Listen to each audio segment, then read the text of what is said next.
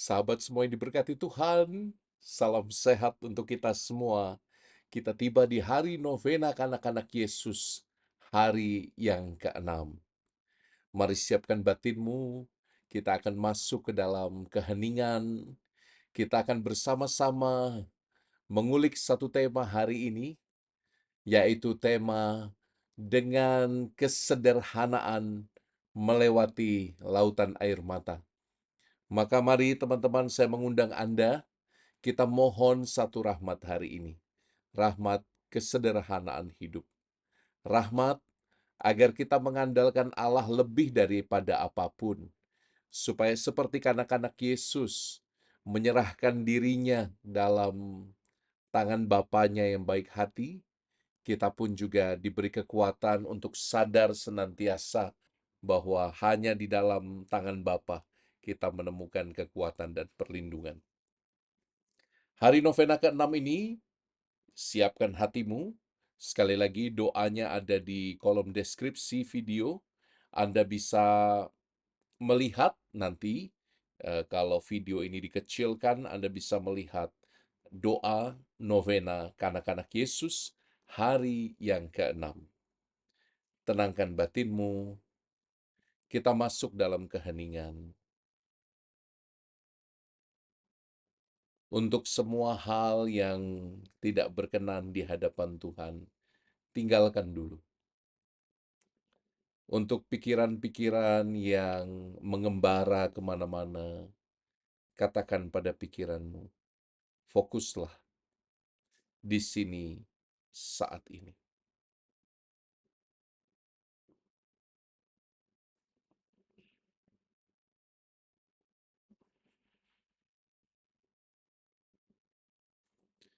Kita tandai diri kita dengan tanda kemenangan Kristus. Dalam nama Bapa dan Putra dan Roh Kudus. Amin. Doa novena kepada kanak-kanak Yesus, hari yang ke-6. O kanak-kanak Yesus, sukacita para malaikat dan manusia, hatiku dipenuhi dengan sukacita melihat tanganmu menggenggam dunia, dan mengetahui bahwa engkau menopang aku dan seluruh umat manusia dengan kekuatanmu. Engkau melihatku, menemaniku, dan melindungiku karena aku berharga di matamu. Oleh karena itu aku mempercayakan hidup dan kebutuhanku kepadamu.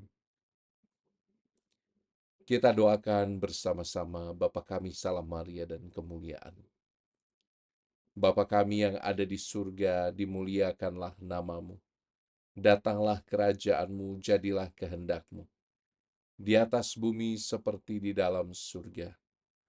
Berilah kami rejeki pada hari ini, dan ampunilah kesalahan kami, seperti kami pun mengampuni yang bersalah kepada kami. Dan janganlah masukkan kami ke dalam pencobaan, tetapi bebaskanlah kami dari yang jahat. Amin. Salam Maria, penuh rahmat, Tuhan sertamu. Terpujilah engkau di antara wanita, dan terpujilah buah tubuhmu, Yesus. Santa Maria, Bunda Allah, doakanlah kami yang berdosa ini, sekarang dan waktu kami mati. Amin. Kemuliaan kepada Bapa dan Putra dan Roh Kudus, seperti pada permulaan, sekarang, selalu, dan sepanjang segala abad. Amin. Pada keilahianmu, o kanak-kanak suci, aku mempersembahkan permintaanku ini. Dengan iman percaya, teman-teman, tunjukkanlah intensimu, permintaanmu, permohonanmu, dengan iman percaya.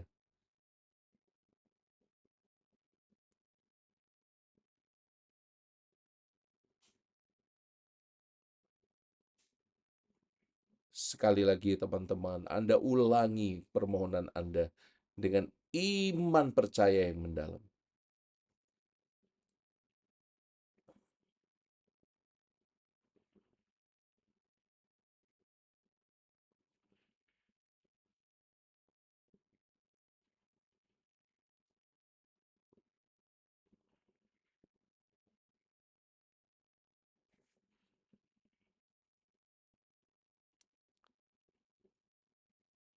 Pada keilahian-Mu, oh kanak-kanak suci, aku mempersembahkan kepadamu permintaanku ini, jika sesuai dengan kehendak-Mu dan demi kebaikanku yang kekal abadi, kabulkanlah. Dalam belas kasih-Mu yang tak terbatas, janganlah memperhitungkan dosa-dosaku, tetapi perhatikanlah imanku yang menyatu dengan iman seluruh gereja. Ya Allah, pembebas orang-orang miskin, datanglah untuk memenuhi harapan mereka yang mencari Engkau dengan hati yang tulus. Dan berilah aku kekuatan untuk selalu mempercayakan diriku dengan kasih kepada Yesus, Sang Juru Selamat. Dialah yang hidup dan berkuasa selama-lamanya. Amin. Bapa Maharahim, kuserahkan semua orang yang bergabung dalam novena hari ketujuh ini, baik yang mengikuti siaran langsung maupun siaran tunda. Kami mohon semoga Engkau sudi memperhatikan anak-anak-Mu. Yang sakit sembuhkanlah ya Tuhan. Yang membutuhkan kekuatan Tuhan, tegakkanlah mereka dengan pilar-pilar pengharapan. Yang dikuasai roh-roh kejahatan, kuasa-kuasa kegelapan, roh-roh perdukunan, patahkanlah dalam kuasa darah Yesus. Ya Tuhan, untuk mereka yang kesepian, berikanlah sukacita. Untuk orang-orang yang takut dengan masa depannya, bukalah, celikkanlah mata mereka, agar mereka sadar mereka tidak berjalan sendirian. Bagi orang-orang yang takut akan masa depan, yang overthinking, karena permasalahan dan trauma di masa lampau, kami mohon semoga Engkau memulihkan, menyembuhkan mereka. Yang mengalami gangguan kejiwaan, Tuhan perhatikanlah dengan penuh kasih sayang anak-anak-Mu ini, legakanlah hati mereka. Untuk yang altar finansialnya sedang Kau runtuhkan, ya Tuhan, semoga mereka sadar bahwa tanpa Engkau mereka tidak bisa berbuat apa-apa. Berbelas kasihlah ya Tuhan yang Maha Rahim. Untuk orang-orang yang berusaha menjadi ayah dan ibu, merindukan keturunan, berikanlah ya Tuhan kemurahan hati-Mu, supaya mereka beroleh keturunan, dan yang sudah mempunyai anak, berilah mereka karunia menjadi papa dan mama yang baik, bijaksana untuk anak-anak.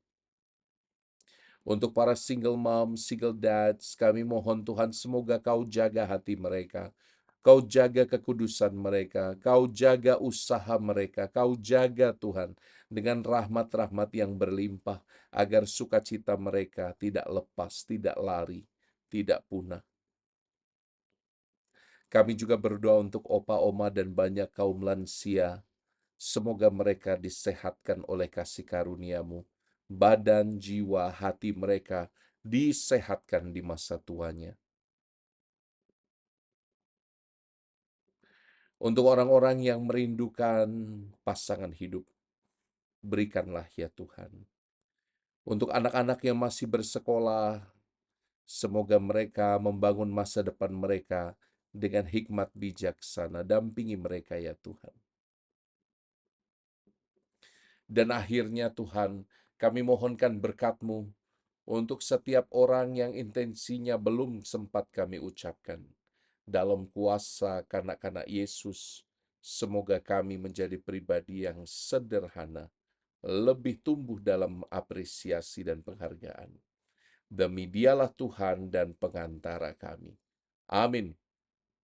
Dalam nama Bapa dan Putra dan Roh Kudus. Amin. Terima kasih sudah menovena bareng Romo ini, luar biasa teman-temanku. Hari ini Romo memberi renungan sangat singkat, karena Romo masih dalam perjalanan di Batam. Anda bisa tuliskan Anda dari mana. Pasti banyak yang dari Kalimantan, yang dari Sulawesi juga ada, dari Sumatera, dari luar negeri bahkan. Tuhan berkati Anda semua. Saya sangat diteguhkan oleh ribuan orang yang mengikuti novena ini bersama-sama. Yang doanya sudah dijawab oleh Tuhan, boleh ketik ya, doa saya sudah dijawab. Amin, amin, amin. Terima kasih. Kalau engkau masih dalam pergumulan, tulis saja, "Romo, saya masih butuh doa." Ada link intensi, juga ada di bawah sendiri kalau Anda ingin menitipkan ungkapan syukur, kepada kongregasi kami, kongregasi SCI, ada banyak karya sosial, Anda bisa menitipkannya lewat kami, keterangannya ada di bawah ya. Teman-teman, hari ini temanya sederhana, kesederhanaan. Kesederhanaan. Santo Bonaventura itu terkenal dengan teologi kesederhanaan. Allah itu begitu sederhana, sampai kadang-kadang begitu sederhananya kita nggak bisa lagi mengerti sepenuhnya Allah. Saking sederhananya. Dan ada benarnya loh. Kalau teman-teman perhatikan kan, makhluk-makhluk yang selnya sederhana itu tidak bisa dilihat oleh mata kan. Amuba, bakteri, itu kan harus pakai mikroskop melihatnya. Kesederhanaan teman-teman, sesederhana kita itu jadi bakteri itu loh. Kesederhanaan itu berarti kita tidak ingin menonjolkan diri, kita tidak ingin membuat egoku terlihat. Kita tidak ingin menutupi kemuliaan Tuhan lewat ego kita yang ditampilkan berlebihan. Ya tentu saja kalau Anda mendapat prestasi, Anda bangga dengan anak-anak, Anda bisa memberkati banyak orang, oh Romo juga senang dan bahagia.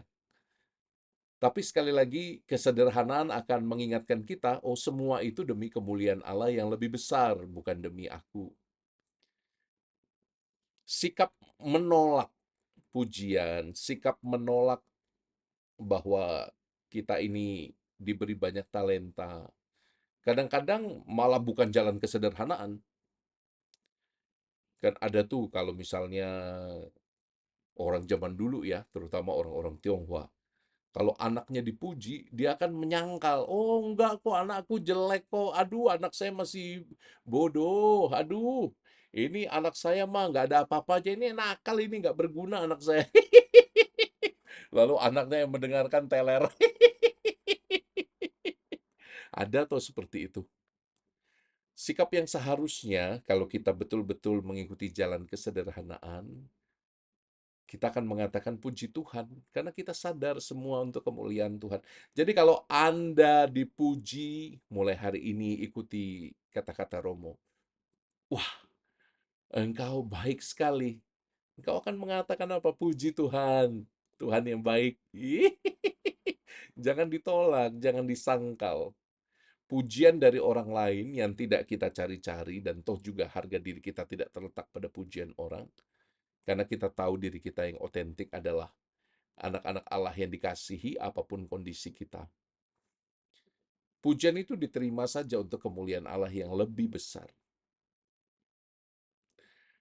Itu jalan kesederhanaan di level-level praktis ya. Di level-level yang lain, cara Anda menghadirkan diri. Kadang-kadang ada orang yang pergi misa dengan aksesoris yang begitu mencolok mata. Maka kita hendak bertanya, ini mau cari Tuhan atau mau cari sensasi? Pakai kalung emas 2 kilo, anting-anting 3 kilo, gelang 5 kilo. Waduh, itu udah kayak orang angkat barbel itu ya. Semuanya shining, shimmering, splendid gitu ya. Berpakaian biasa saja. Tapi jangan terlalu minim juga ya. Kadang-kadang atas nama kesederhanaan lalu rok itu menjadi makin naik ke atas. Belahan baju itu semakin turun. Yang laki-laki juga sama, ke gereja datang pakai celana pendek, pakai kaos. Aduh, emang sih benar bahwa kita itu tidak ditentukan juga oleh pakaian kita. Relasi kita itu lebih dalam daripada sekedar penampilan. Tapi bagaimana Anda bersifat munafik seperti itu kalau ke kondangan Anda pakai baju yang sangat bagus, sementara ke gereja menghadap raja di raja, Anda pakai kaos kutang, Anda pakai sendal jepit. Pikirkanlah, kesederhanaan itu bukan tampil kere, bukan tampil seperti orang yang tidak punya uang, bukan. Kesederhanaan itu soal pilihan hati untuk menghormati Dia yang adalah Bapa kita. Kesederhanaan itu adalah pilihan rasional bagi kita untuk menghadirkan diri seperti layaknya masyarakat yang lain. Kesederhanaan itu adalah pilihan untuk lebih merakyat, dan ini ditunjukkan ya secara nyata oleh Tuhan Yesus. Kalau engkau perhatikan teman-teman, Tuhan Yesus itu dalam kesederhanaannya dia berjalan kaki, nggak kayak Romo yang sedikit-sedikit naik mobil. Tuhan Yesus itu begitu simpel hidupnya, dia masuk ke lorong-lorong Yerusalem untuk berjumpa dengan yang berdosa, untuk memberi pengharapan kepada mereka yang menjual dirinya, untuk memberi kebangkitan bagi mereka yang mati. Di lorong-lorong kotanya yang sederhana itu, kita melihat bagaimana Tuhan Yesus menghadirkan Allah. Dan mestinya kita juga demikian. Kesederhanaan itu adalah juga sikap batin yang tergerak untuk melihat orang lain lebih dulu sebagai prioritas. Maka coba yuk kita menjadi sederhana hari ini. Salah satu perikopa Injil yang paling menyentuh saya adalah ketika Tuhan Yesus membangkitkan seorang anak muda, pemuda anak dari seorang janda di Nain. You tahu apa yang terjadi? Ketika melihat ibunya menangis, Tuhan Yesus tergerak hatinya oleh belas kasihan. Dan momen itu, cintanya pada yang berdosa, pada yang tidak punya suami, pada single mothers, cinta Yesus pada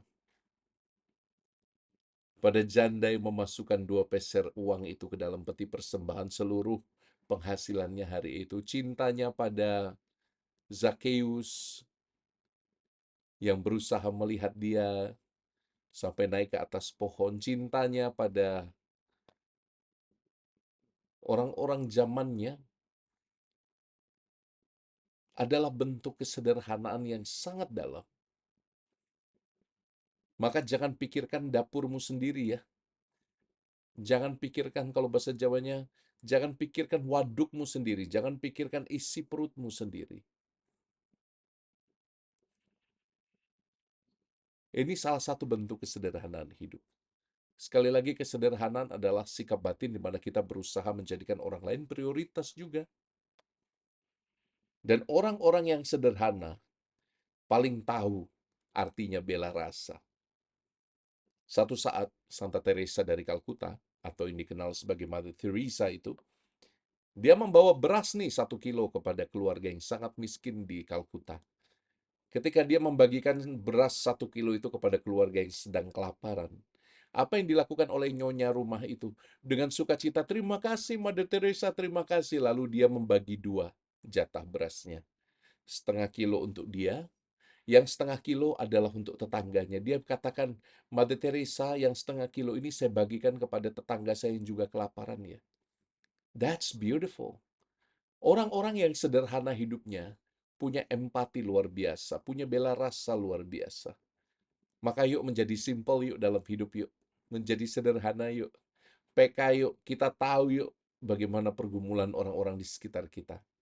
Apakah yuk mengenal tetanggamu dengan baik? Atau Anda bertarung terus dengan tetangga? Saya nggak tahu. Yang jelas, ada cerita nih. Udah ketawa dulu. Ngomong-ngomong tetangga. Ada satu bapak itu ya dengan wajah pucat itu datang ke pasturan. Pastur, Saya minta doa, pastor, saya diganggu oleh tetangga saya, pastor. Ampun, pastor. Saya nggak bisa tidur, pastor. Tetangganya ribut terus, gangguin saya. Lalu pasturnya mendoakan dengan penuh semangat. Lama lagi doanya. Tuhan, urapi tetangganya dengan damai sejahtera, supaya mereka saling mencintai sebagai tetangga, supaya mereka saling kunjung mengunjungi silaturahmi setiap saat, supaya mereka saling buka hati, saling mengenali, supaya tetangga yang sering mengganggu itu sering datang ke rumah dan menjadi berkat gitu ya. Lalu bapak ini nggak jawab amin di ujung doa, lalu ditanya, "Loh, kamu kenapa nggak jawab amin?" "Maaf, pastor, tetangga saya itu kuburan, pastor."